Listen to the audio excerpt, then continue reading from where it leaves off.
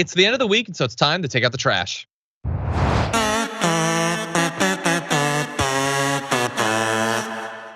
My garbage person of the week is someone we've actually talked about somewhat recently. It's this individual, incoming soon-to-be Representative George Santos. He is not, however, my garbage person because of what we've previously talked about, which is that virtually everything about his biography that he's told us appears to be made up. His charity doesn't appear to function the way he says he does. He doesn't appear to have gone into any of the universities that he says that he did. He doesn't appear to have been employed by any of the Wall Street firms that he says that he did. All of that is made up, but that's not why he's my garbage person. It's also, by the way, not because of the news today that he apparently hadn't disclosed a divorce with a woman. He had like a secret ex. I'm not sure why I'm supposed to care about that. I don't yet. I'm not saying that I can't, and it's a little bit Herschel Walkery, but I don't care about that. That's not why he's my garbage person. No, there's a good reason why he's my garbage person, and it's a result of admittedly very good research by CNN.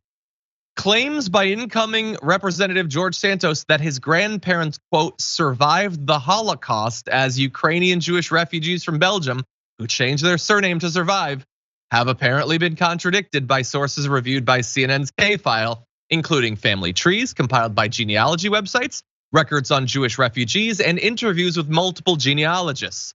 Yes, based on the best research that has been done so far, he appears to have regularly lied about his family experience under the Holocaust.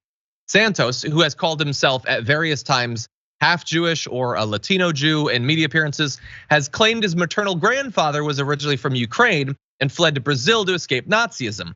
In another telling, the New York Republican said his grandparents converted to Catholicism during the rise of Nazism in Belgium after fleeing Joseph Stalin in the Soviet Union.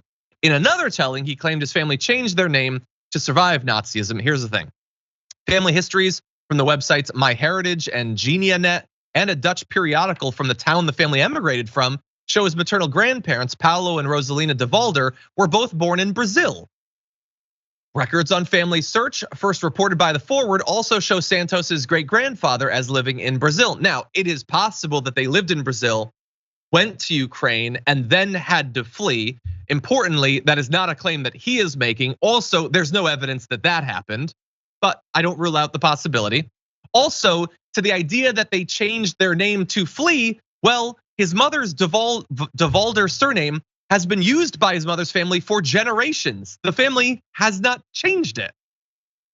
And so again, I'm not saying that he definitely is lying about this, but as with everything else, all of the evidence that has been looked into doesn't confirm his story, and he is not presenting any counter evidence. He is, however, using this politically. He doesn't just say, oh, I understand, the experience of those who have family who suffered the Holocaust because I did too. No, he uses it politically, saying, I experienced this and that's why I hate Marxism and all that. He tries to apply it to modern day politics when it doesn't appear to be true. Doesn't mean it couldn't be true, let's be clear, but like everything else in his past, it doesn't seem to be adding up. What do you think, Brett?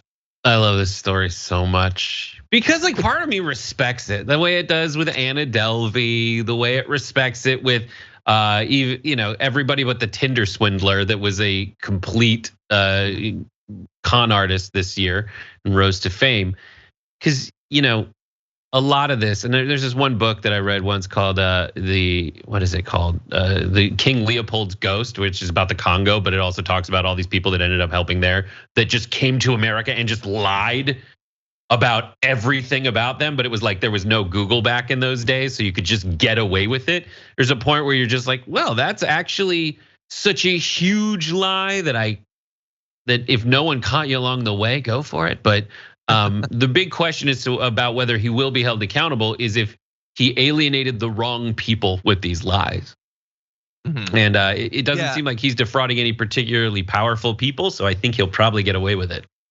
Do you think that he should be forced out by the party for the Holocaust thing, his education, the where that he's worked, his charity? Like he apparently made up seemingly everything.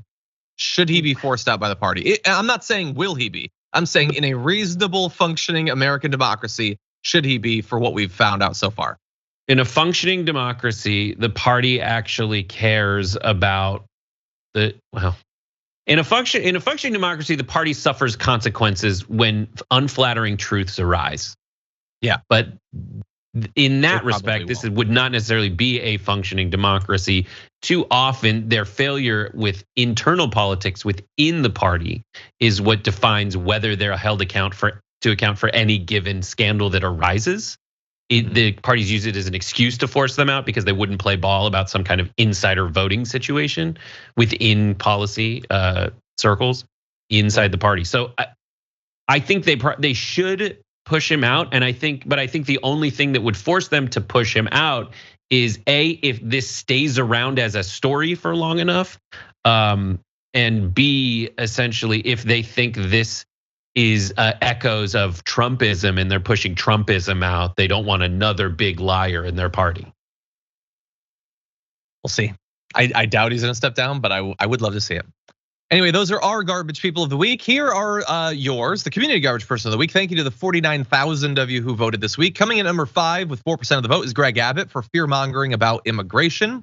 Coming in at number 4 with 16% of the vote is Mike Pence for saying charging Trump would be divisive. Mike Pence, save your own life. Number 3 this week with 17% of the vote is Donald Trump for his Christmas gift cards to MAGA. Really, only number 3, interesting, okay. Number 2 with 24% of the vote is the people who messaged the Club Q owner with praise for the shooter. None of those won. Number 1 with 39% of the vote, your community garbage person of the week is Texas Attorney General Ken Paxton for requesting a list of trans people for some reason that has not been expressed, but sends a shiver up the spine regardless.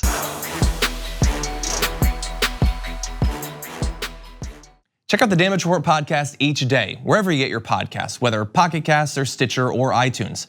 You can join me as I give you the news and stories you want, with a range of co-hosts and interview guests jumping in on the fun each day. Again, that's the Damage Report, wherever you get your podcasts. And if you get them at iTunes, don't forget to rate and review. Sometimes I'll read them live on the show.